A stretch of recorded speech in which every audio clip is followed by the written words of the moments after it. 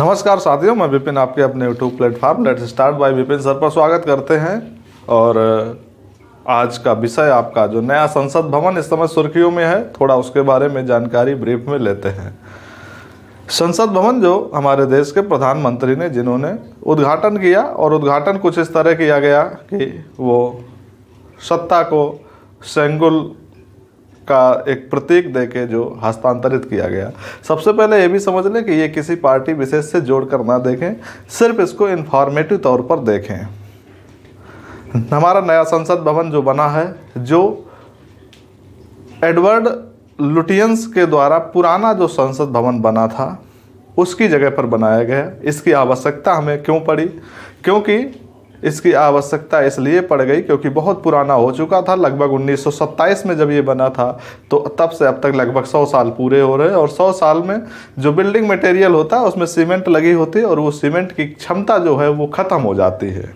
और जब क्षमता ख़त्म हो जाती है तो हमें दूसरी इमारत बनाने की ज़रूरत पड़ती है ताकि कभी वो कोलैप्स ना कर जाए।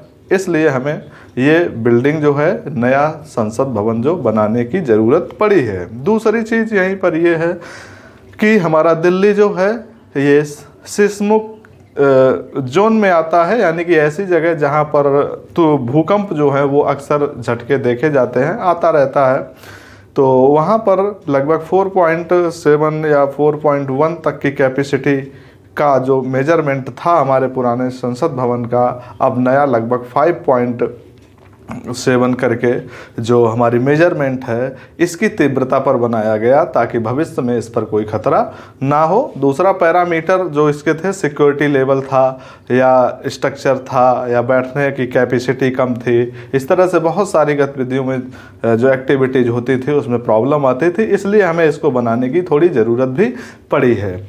और हमारा जो दिल्ली शहर बसा हुआ है, या दिल्ली हमारी NCR जो है राजधानी है, तो ये अरावली की लास्ट जो पहाड़ियाँ हैं, राजस्थान से होते हुए जब हम आते हैं तो अरावली की पहाड़ियाँ, रायसीना की पहाड़ियाँ जो हैं, यानी कि जो अरावली की पहाड़ियों की जो लास्ट पीक जो हमारी यहाँ पर पहुँचती है, एक सिरा जो है वो दिल्ली में पहुँचता है, उस पर ये दिल्ली बसा हुआ है। इसलिए इसे रायसीना हिल्स भी कहा जाता है या रायसीना क्षेत्र भी कहा जाता है। तो यहाँ पर अक्सर ये जो सिस्मोइक जोन में जो आता है, यहाँ पर भूकंप के कारण काफ़ी खतरे रहते हैं, इसलिए हमें इसकी बनाने की ज़रूरत भी पड़ी है। दूसरा, जो इसका उद्घाटन किया गया कुछ अजीबोगरीब तरीके से किया गया कि यहाँ पर कई सारे संत लोग बुलाए गए, और इसके साथ उन्होंने एक सेंगुल का जो प्रतीक चिन्ह, भाले के जैसा चिन्ह जो है वो दे के सत्ता को संभालने की कोशिश की गई है, यानी कि सत्ता को ट्रांसफ़र किया गया। अब इसमें भी काफ़ी सारे बवाल जो मचा इस तरह से कि लगभग 13 से लेकर 17 पार्टियां जो हैं वो इस पर नाराज़ हुई हैं कि राष्ट्रपति को क्यों नहीं बुलाया गया है, जबकि राष्ट्रपति तो प्रथम नागरिक होता हमारे देश का, सम्मानित होता है, और लोकसभा, राज्यसभा और राष्ट्रपति मिलकर ही हमारे संसद को बनाते हैं। तो ये खैर ये उनका पर्सनल मुद्दा है, हमें सिर्फ अपनी जानकारी से मतलब है।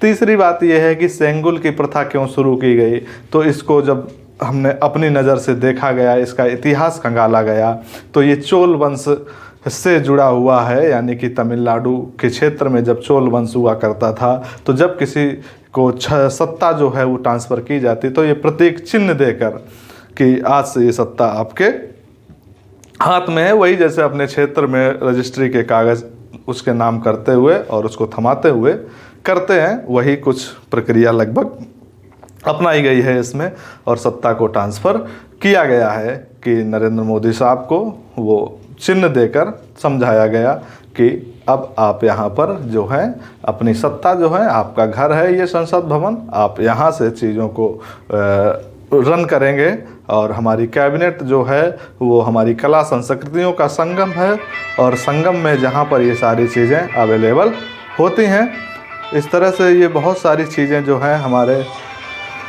यहाँ पर अवेलेबल रहती हैं। तो इस तरह से कुछ जो हमारा बना हुआ है, इसी के साथ चीज़ों को ख़त्म करते हैं। तब तक के लिए नमस्कार, धन्यवाद।